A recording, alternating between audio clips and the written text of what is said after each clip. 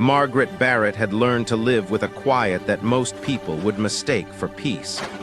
Up in the White Mountains, the sky opened wide enough to swallow voices and doubts alike, and the pines kept their counsel as faithfully as old friends.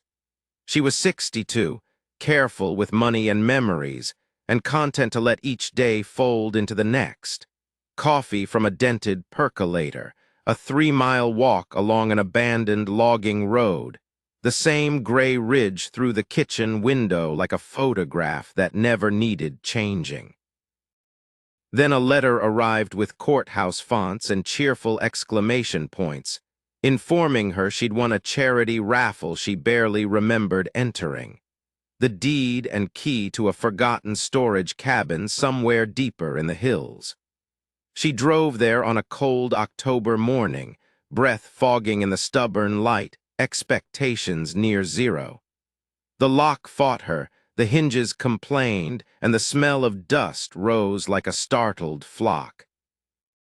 Under drooping sheets and collapsing boxes, she found a leather photo album, a bundle of letters tied in a faded ribbon, and a small carton labeled in neat, careful handwriting.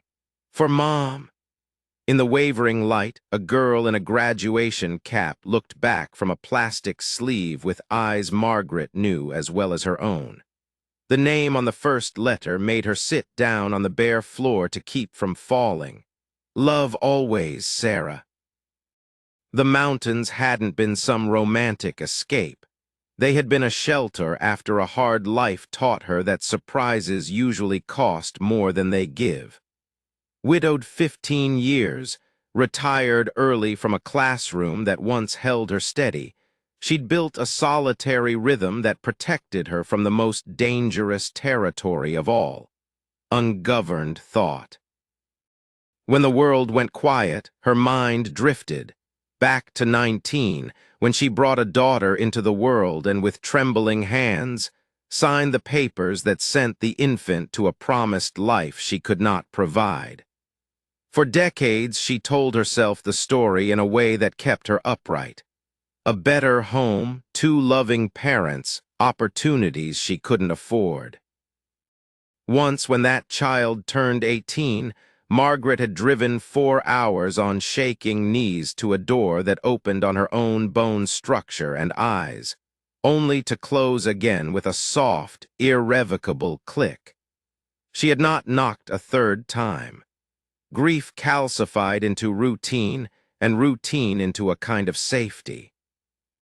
Yet here in a cabin she won for $5 and forgot about, lay an entire life she'd missed, birthdays and science fairs, beach days and Christmas mornings, curated with the care of someone who understood what keeps a heart beating.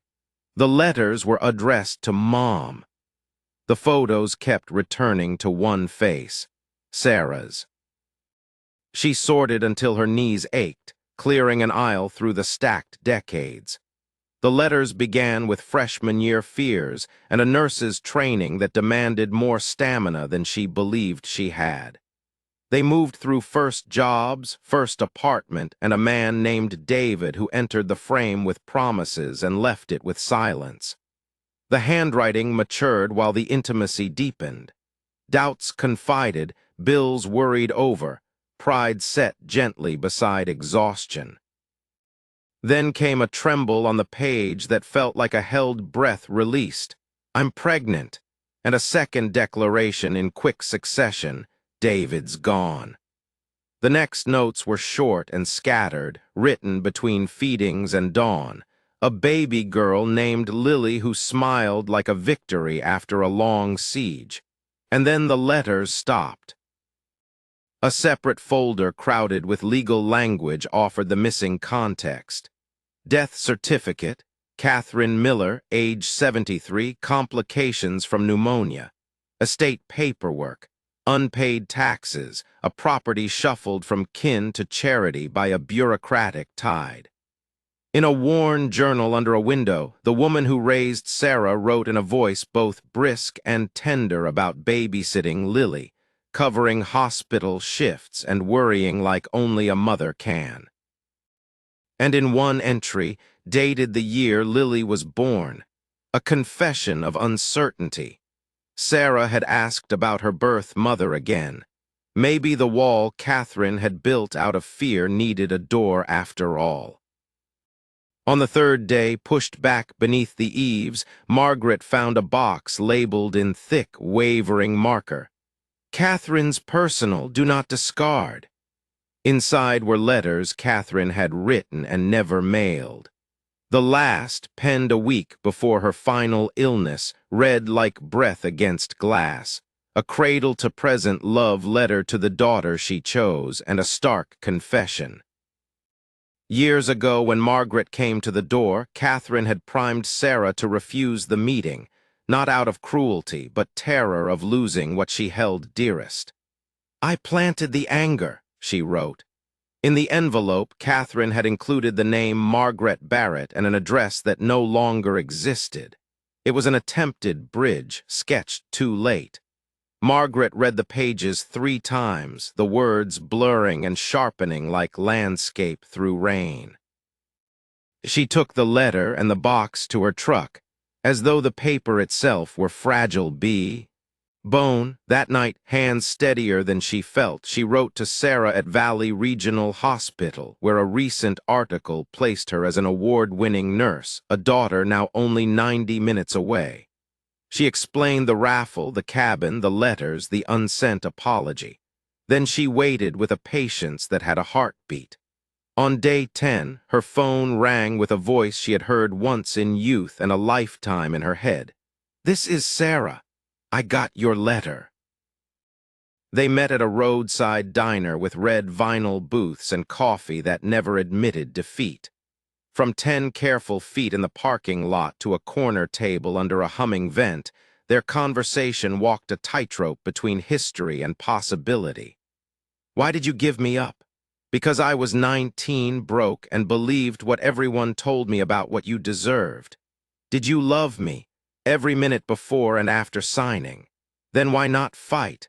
"Because fear can sound like reason when you're alone." Piece by piece, they compared the stories they'd been handed and the ones they'd built to survive the handing. Sarah slid across a manila envelope from her adoption file. A social worker note about a maternal grandmother who called 2 weeks after birth, willing to keep the child within the family, a chance not offered to Margaret at the time. Margaret's breath caught on the hinge of that revelation. The past rearranged itself, not to be fixed, but to be recognized. Sarah opened Catherine's unsent letter in the booth's lamplight, read it to the end, and let her face reassemble.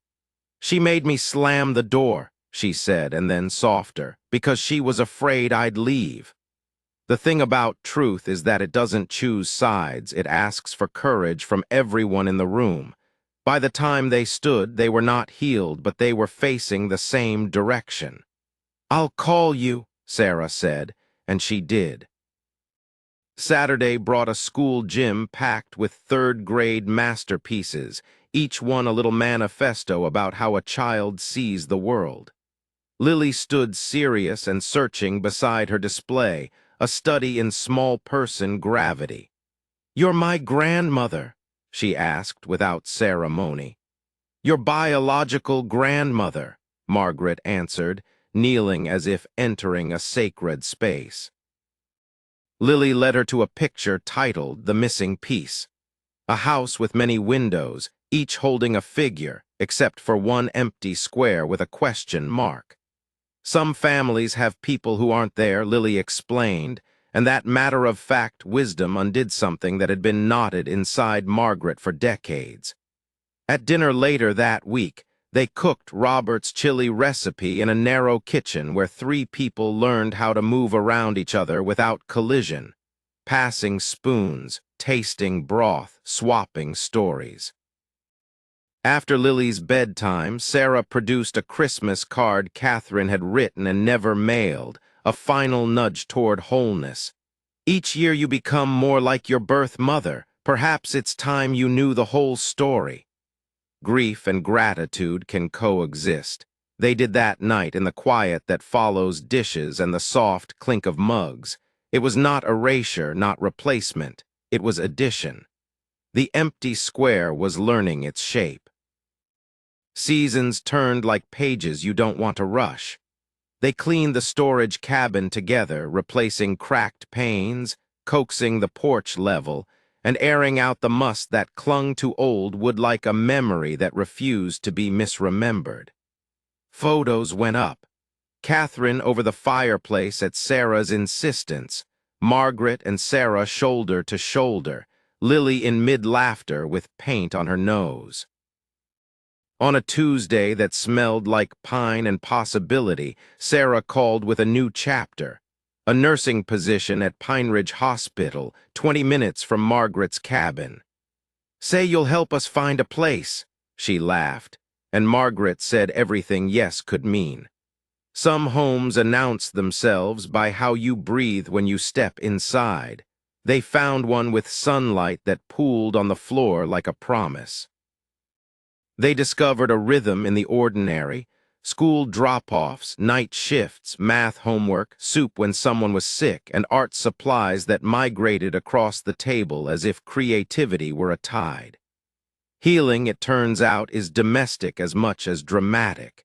It lives in rides to practice, in spare keys on a hook, in the way someone says, "Call me when you're close," and waits at the door. The past did not vanish. It joined the family, honored, and finally set down where it belonged. 1 year later, they gathered in the restored cabin that had changed everything by keeping everything. The roof held. The windows were clear. The porch no longer leaned the way an old man leans into the wind. Lily turned 9 and presented a drawing on thick paper from the leather-bound sketchbook Margaret had given her. 3 figures holding hands in front of the cabin, and a fourth, faint and watchful, standing just behind. "That's Catherine," Lily said, as if explaining how gravity works. "She's still part of us. You don't outrun a loss like Margaret's. You learn to walk with it until it stops setting the pace." She looked at her daughter, nurse, mother, woman of substance, and saw not the ending she once imagined, but a better middle she could never have scripted. The mountains were the same as the day she first turned the key, but inside this room the air had changed. Some emptinesses shrink when you fill them with laughter and chores and the small heroics of showing up. Margaret had given a child to the world, and decades later, the world had given the child back, not as a miracle of undoing, but as proof that love can survive detours measured in years. If you're still with me, if you felt the snow in the air that morning, heard the envelope open, and watched 2 lives choose courage over certainty, then you already know the truth Margaret learned. Hope isn't loud, but it's stubborn. It hides in $5 raffle tickets, in boxes kept for reasons that don't become clear until someone needs them, in journals written for the comfort of writing, and in the eyes of a child who decides the missing piece belongs with the rest. Maybe you've got a door you closed softly years ago, no slam, no scene, just final enough to keep you safe. Maybe someone you loved once walked away for reasons that made sense then and don't anymore. Stories like Margaret's don't promise a rewind. They offer a way forward. One honest letter, one open booth at a diner, one invitation to an art show. If this story moved you, make sure you follow for more cinematic, true-to-life journeys like this one, and share it with someone who might need the reminder that second chances don't arrive all at once.